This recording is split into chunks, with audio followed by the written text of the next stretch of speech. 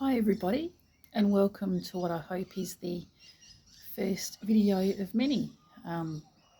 Once I receive some of your messages via that email that I'll give at the end of this reflection or piece that I was so blessed to read out at my mother Loretta's funeral back in 2023. We began this year like every other, full of hope, promise, and the sharing of treasured times. For our mum, it would turn out to be a challenging time for her and the end of her blessed life. After mum's diagnosis, we began losing the smallest piece of her every day, even though she would say she was fine and feeling okay. The decline was there and her hugs were held for just that little bit longer. It was around April, after landing at Press Road for one of our coffee chats. Mum said she needed to tell me what happened at the fruit shop earlier that day. As she went to pay the man, he said to her the total would be $19.27. Well, this figure floored Mum, not because of the monetary value to be paid, but because the year 1927 held significant history. It was the year her dad had arrived in Australia. We both agreed that if Nonna was around, he was welcome, and as her parent, he would look after her on this journey. Our mum's door was always open and her phone was always answered. Mum lived by the rules that what she did for one daughter, she did for all three. Sisters. I must confess, I took the opportunity when Mum was in the emergency department to razz her up. Just a little. Cheekily, I said, of course, that I was her favourite daughter, having been born 10 weeks early and a prem baby. She mustered up some energy and gave me this look and said, "My girl, how wrong you are." We had a chuckle about it, didn't we, Dad? Back then, Mum and Dad would arrive at the hospital and they would press my nose twice to let me know that they were there through the window of the crib. I've used the same sign on Mum this year and would press on her nose twice right up until her passing. When her strength allowed her, she would smile. In life, our mum was grateful. I'm sure Mum would have mentioned to many of you here today. She would say, "I'm so grateful to have lived to this age with no major health ailments." In our life, our mum was proud. "I'm proud of you girls and all my grandchildren," she would say. "Your Nonna was proud of each of you and loved spending time with you all, either as a group or individually.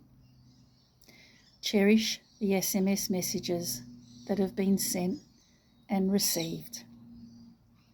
Your Nonna always showed an interest and her love was real." In our life, our mum was love. Love was all around our mum. Everyone loved Loretta. She received and gave love so freely and in large amounts for all her family and all her friends. But there was only one real love. Hey, Dad? The way you supported and looked after Mum was inspirational.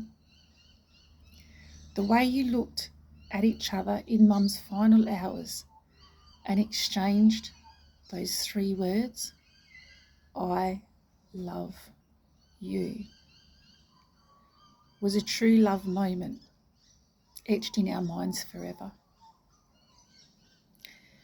Dad, you found the love of your life and you married her in this church 57 years ago. Today we are blessed to be able to return so that Mum can receive eternal peace. Most of us were not there the day you got married. However, the moment you removed Mum's wedding band was a moment I will treasure forever. A close family friend recently mentioned to you, Dad, that Mum will always walk beside you every day. Her spirit and presence will remain strong for you, Dad. Over the last few weeks, I've kept thinking about your entry into heaven, Mum, and we don't know how it works as no one has returned to tell us. However, it gives me comfort to think that possibly your entry was the express lane and that you would have been welcomed by your mum and your dad.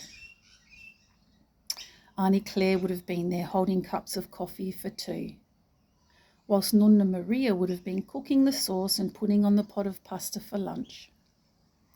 Afternoon tea held with Auntie Louisa, Uncle Johnny, Auntie Olivia, with happy hour 5 to 6, of course with Bianca. What a busy day Loretta would have had, full of love.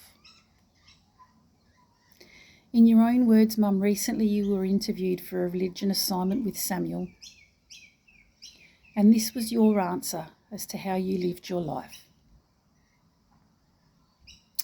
To try and be a good person, to try and help people to the best of my ability, if I was able to.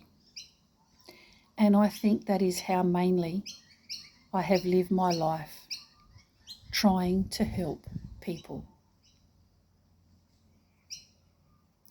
Rest in peace, Mum, for you are forever in God's care. Thank you so much to you all. Well, from my heart to yours, for listening to me read that passage that I wrote back in 2023. It was a really special moment for us all to lay my beautiful mum to rest. So just to conclude, remember that email address, comeonthejourney84@gmail.com. I look forward to receiving your messages so that I too can read out what possibly you talked about or shared at your loved one's final service. Let's keep honouring them. Come on the journey with me. And remember, always learn to live and always learn to love.